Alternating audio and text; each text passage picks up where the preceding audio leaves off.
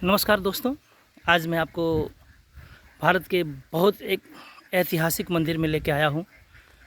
गोकुल चंद मंदिर बांकुड़ा ज़िले के बिष्णुपुर सब डिवीज़न में जयपुर ब्लॉक के अंदर पड़ता ही है। इसका सांस्कृतिक, धार्मिक और ऐतिहासिक महत्व इतना है कि इसका रखरखाव एएसआई 1996 से कर रहा है। और चूँकि अब एएसआई इस मंदिर को कब्जे में ले लिया है, कब्जे में नहीं कहेंगे, संरक्षण कर रहा है, तो आप समझ सकते हैं कि हमारा कितना बड़ा सांस्कृतिक धरोहर है। गोकुल चंद मंदिर भगवान श्री कृष्ण को समर्पित ये मंदिर है। रघुनाथ सिन्हा द्वारा बनाया हुआ 1639 में ये मंदिर बना था। और एएसआई के हिसाब से इसको 1643 में बोलते हैं। 4-5 साल का अंतर है, लेकिन ये 5 सालों का अंतर को आप छोड़िए, आपको हम बता लिए चलते हैं मंदिर के अंदर। तो आप अगर यहाँ आना चाहेंगे तो आपको सबसे पहले आना होगा बिष्णुपुर आपको साउथ रेलवे से कनेक्टेड हावड़ा के द्वारा।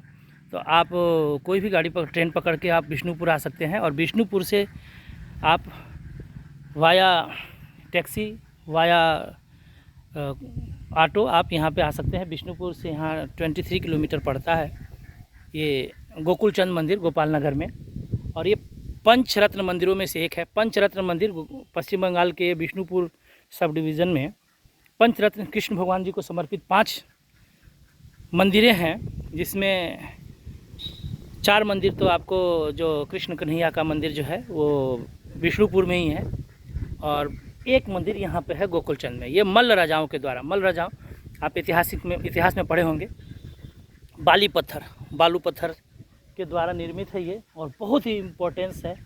अभी तक आपने मंदिर तो देखा होगा संगमरमर, ग्रेनाइट और ईंट पत्थर का बना हुआ, इस टाइप का पत्थर का मूर्ति मंदिर आप बहुत कम और इसी रीजन में देखेंगे, इसी क्षेत्र में।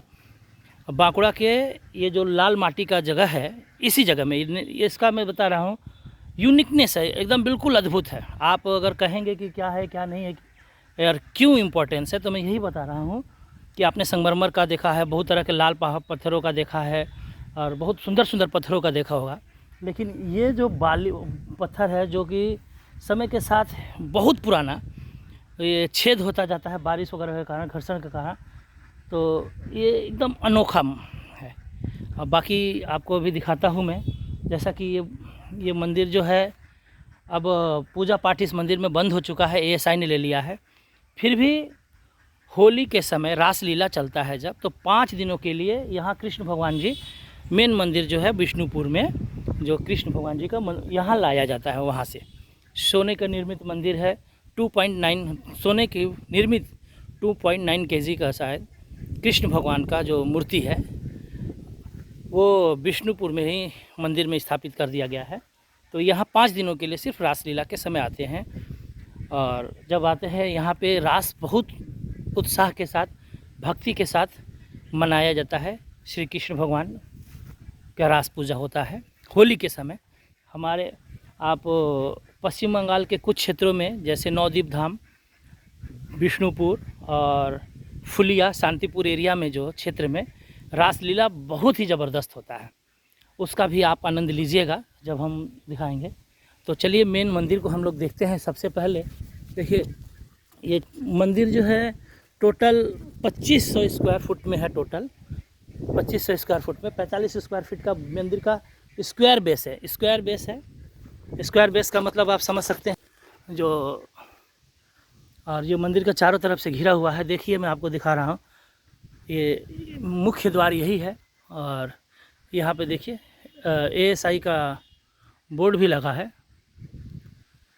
तो आर्कियोलॉजिकल सर्वे ऑफ इंडिया 1996 से इस मंदिर की देखभाल कर रही है, और काफ़ी कुछ इसमें थोड़ा रिपेयर भी करवाया है, क्योंकि मंदिर जो है बहुत ज़्यादा जीर्ण शीर्ण अवस्था में आ गया था, बहुत तोड़ ताड़ कर दिया गया था लोगों के द्वारा नहीं, अधिकारियों के द्वारा। तो हम आपको दिखा देंगे, पूरा लेकर चलते हैं अंदर, और बाकी और भी हम आपको बताएं।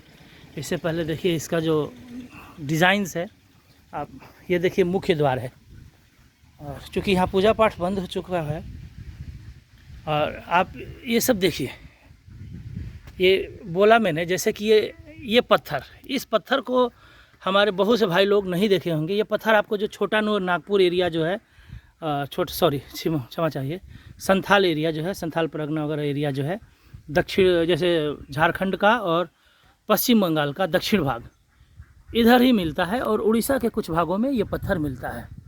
अब देखिए, तो ये अनोखा, ये चीज़ भी बिल्कुल ही अनोखा है। ये आप देखिए, ये स्टोन आपको जो है, आपको ऐसा लग रहा होगा कि नहीं ये स्टोन नहीं है, तो ये स्टोन ही है जो बारिश के समय घर्षण के कारण ख़राब होता है।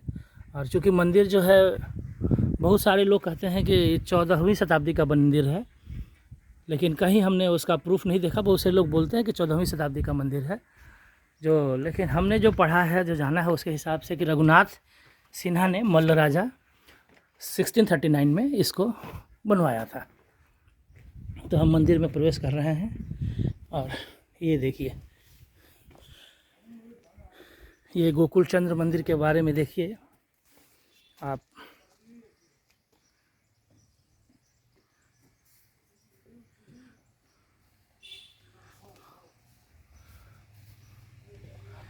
ये मंदिर, मुख्य मंदिर ये है, इसका टोटल हाइट 64 फीट के लगभग, फुट के लगभग है, 64 फुट ऊंचा मंदिर है ये। 45 स्क्वायर फुट का बेस है इसका, चारों तरफ 45 स्क्वायर फुट का बेस आप देख लीजिए। और जहाँ कृष्ण भगवान होंगे वहाँ श्यामा, हमारी तुलसी माता ज़रूर होंगी। अभी भी सब कुछ है। और कृष्ण भगवान जी का जो मंदिर होता है यहाँ पे, इस क्षेत्र में खास के जो, तो रास के और रासलीला के हिसाब से बनाया जाता था। तो ये जो सामने आप देख रहे हैं, ये सामने ये जो मंच है, ये रास मंच है। तो यहाँ भक्त जो है कृष्ण भगवान का जो सामने पूजा करते थे, और यहाँ कीर्तन करते थे, रासलीला करते थे और आनंदित होते थे। और ये रास मंच के अंदर जो आप देखिए, ये तैयार होने के लिए जगह, और फिर हमारे श्रद्धालुओं के लिए जो उस समय पूजा पाठ करते थे, उनके लिए निर्मित किया गया था, जो कि अब जीर्ण शीर्ण अवस्था में है, टूट चुका है। ये आज का ही नहीं टूटा हुआ है, ये 17वीं शताब्दी में ही टूट गया था। आतंकियों ने तोड़ दिया, आतंककारियों ने। और देखिए, जब इसका ये जो मंडप था, ऊपर जो छत था, तो ये छत की ही है, और छत के ऊपर देखिए कारीगरी क्या की गई थी। ये कारीगरी देखिए, ये डिज़ाइन समय के साथ देखिए गल रहा है, ख़राब हो रहा है। पत्थरों का जो कि मैंने पहले ही जिक्र किया, देखिए आप बहुत अच्छे मंदिरों का दर्शन करेंगे, बहुत अच्छे जगह जाएंगे।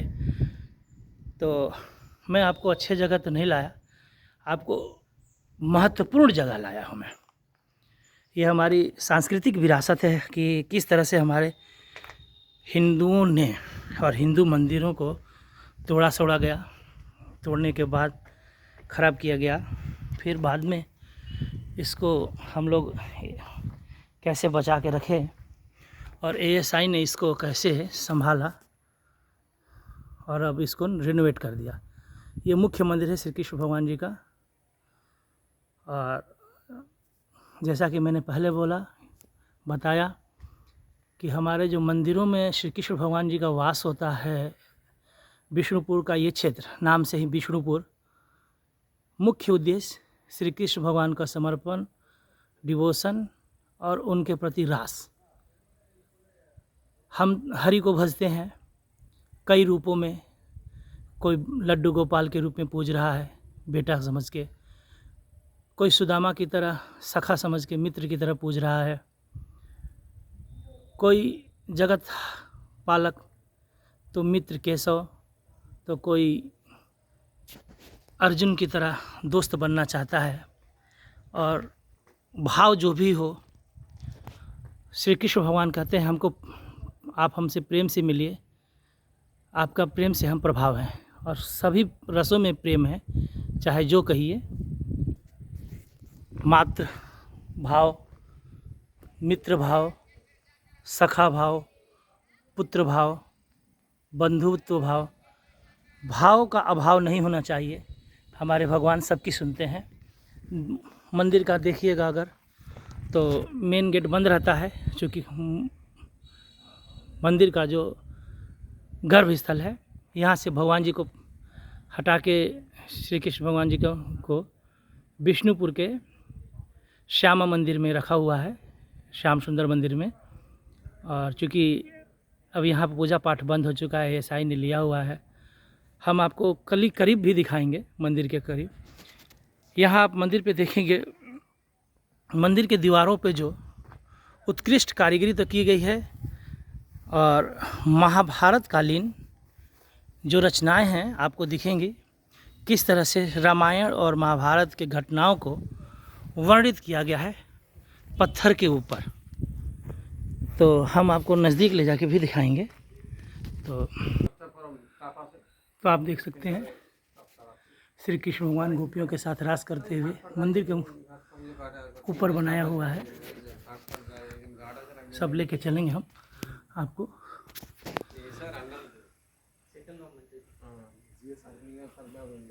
ASI archaeological survey of India.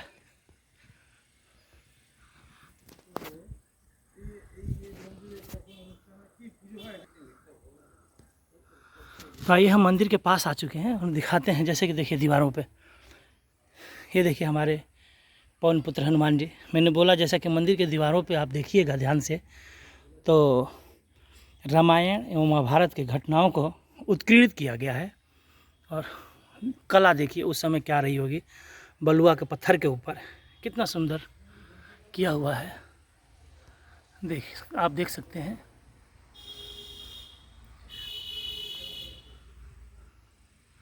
ऊपर देखिए कितना सुंदर ज्वेलरी टाइप का सजा है, ज्वेलरी की तरह का नक्काशी किया हुआ है। एकदम शानदार नक्काशी, शानदार नक्काशी, बहुत ही शानदार। अब आप इस सब घटनाओं को देख के समझ सकते हैं, पूरा रामायण और महाभारत की घटनाओं को उत्कीर्णित किया गया है। और छोटे छोटे देखिए, ये समय के साथ ख़राब हो गया है ये भी डिज़ाइन। तो ऐतिहासिक दृष्टि से देखिए, हमारा देश तो ऐसे ही समृद्ध नहीं है, हमारा इतिहास बहुत ही समृद्ध रहा है। और हम बहुत ही समृद्ध देश से आते हैं हम लोग। हमें गर्व होता है कि ईश्वर ने अगर हमको जन्म दिया तो भारत में जन्म दिया, ऐसे देश में जहाँ भावनाओं के साथ साथ सांस्कृतिक रूप से भी बहुत ही महत्व है, पूर्ण देश है। देश में जहाँ प्यार बहता नहीं है, प्यार की धारा फूटती है। और आप देखिए, जैसा कि मैंने बताया आपको, हर जगह पे आपको नक्काशी मिलेगा, बहुत ही सुंदर। आप अंदाज़ा लगा सकते हैं कि जब ये बना होगा उस समय इसका चरम क्या होगा, उस समय इसका सुंदरता क्या होगा। बहुत जगह से पत्थर हट चुके हैं और ये आपको निशानों से पता चल रहा होगा कि इसमें काफ़ी सुधार किया गया है। तो ये मंदिर का मुख्य द्वार यही है। और जैसा कि मैंने बताया आपको, मंदिर के गर्भगृह में प्रवेश करना बंद है। और ये ASI के अंदर में आता है और पूजा पाठ बंद हो चुका है, इसीलिए आप मंदिर के अंदर नहीं जा सकते। सिर्फ आप बाहर से आप देख सकते हैं। ये मुख्य मंदिर है और मुख्य मंदिर के अंदर आप देखिए इस तरह से बना हुआ है। इधर से भी भक्त जो परिक्रमा करते थे ऐसे जाके परिक्रमा करते थे। और आप देखिए इधर से भी जा सकते हैं और आप इधर से भी जा सकते हैं। तो श्री कृष्ण भगवान की परिक्रमा हम लोग जो है दाएं से बाएं करते हैं। शंकर भगवान की परिक्रमा हम लोग अर्ध परिक्रमा करते हैं, पूर्ण परिक्रमा नहीं करते। हर भगवान का अलग अलग तरीके से परिक्रमा का भी वर्णन है, आप समझ सकते हैं। आप देखिए क्या गजब, ऊपर बहुत ही सुंदर। तो मैंने बोला, जैसे पहले ही बताया ये मंदिर मेन जो मुख्य मंदिर है वो स्क्वायर वर्गाकार में है। 45 इस चारों तरफ से 45 फुट 45 फुट 45 फुट का है ये मंदिर, वर्गाकार में, वर्ग के आकार में है। और बेस जो है, तो बहुत से लोग ऐसे इतिहास में यूपीएससी अगर क्वेश्चन पूछ देता है कि यूपीएससी में भी आता है कि वर्गाकार मंदिरों के बारे में या वर्गाकार मोनूमेंट के बारे में, तो अधिकतर लोग जानते हैं ताजमहल ही है। तो ताजमहल तो बाद की चीज़ है दोस्तों, ये ताजमहल से पहले का बना हुआ चीज़ है। तो हमारे हिंदू विरासत में भी ये वर्गाकार शेप था। तो जो लोग ये भ्रम फैलाते हैं कि ये स्क्वायर शेप जो आया या वर्गाकार शेप में मंदिर मस्जिद या जो कुछ बनना स्टार्ट हुआ वो ताजमहल से स्टार्ट हुआ, बहुत से लोग भ्रम फैलाते हैं। वो उनको अज्ञानता है कि वो जानते नहीं देश को और देश की माटी को बढ़िया से। तो आप जान लीजिए कि ताजमहल पहला नहीं है, उससे पहले भी, इस मंदिर से भी पहले मैंने 1-2 मंदिर घूमा हुआ है, ये स्क्वायर फॉर्म में है। ये तो 1639 का है। मैं एक मंदिर में गया था, 8वीं शताब्दी का मंदिर, तो वो मंदिर भी स्क्वायर फॉर्म में है। तो जिन लोगों को ये पता नहीं है वो जान लीजिए कि मंदिर हमारे देश में जो समृद्धि का प्रतीक जो मंदिर माना जाता था एक समय, क्योंकि मंदिरों से ही प्रतिष्ठा थी। और मंदिर किसी अकाल या कोई संकट आने पे, बाढ़ वगैरह आपातकाल में, मंदिर से ही ग्रामवासियों का, नगरवासियों का खाने पीने का जुगाड़ होता था या प्रबंध किया जाता था। ये बाउंड्री वॉल के जैसा बोला मैंने कि अगर बाउंड्री को लेके बोला जाए तो 2500 स्क्वायर फुट है चारों तरफ से। और ये भी देखिए किला नुमा है, बहुत मोटा, 4 फुट का मोटी दीवार है और किला नुमा के अंदर मंदिर बनाया हुआ है। ये आप देखिए, आप यहाँ घूमने आइए, कभी भी आइएगा, अच्छा ही लगेगा। और बेस्ट सीज़न है दिसंबर, जनवरी, फरवरी।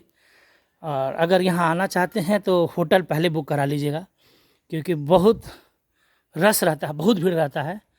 और अगर आप पूजा पाठ के उद्देश्य से आना चाहते हैं तो होली के समय आइए, पैर रखने का जगह नहीं मिलेगा।